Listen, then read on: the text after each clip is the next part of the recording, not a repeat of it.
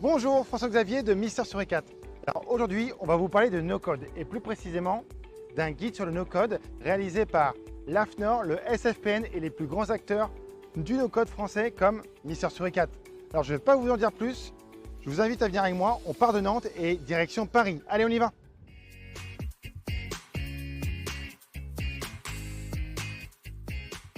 Le rôle de l'AFNOR en tant que facilitateur est de vous accompagner dans le développement et la mise en place d'une innovation. Le SFPN a deux grandes missions. La première, c'est fédérer l'ensemble des acteurs no-code et low-code, qu'ils soient agences, éditeurs, organismes de formation ou freelance.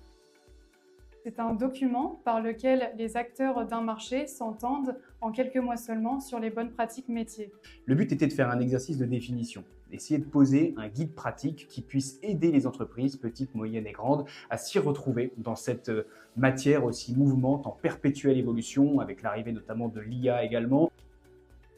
Le texte devrait s'imposer comme une référence sur le marché car il est d'application volontaire. Il a été rédigé par et pour les professionnels. Donc comprendre ce qu'est un citizen developer, un product builder, un développeur no-code, comment intégrer au mieux le no-code et le low-code au sein des systèmes d'information.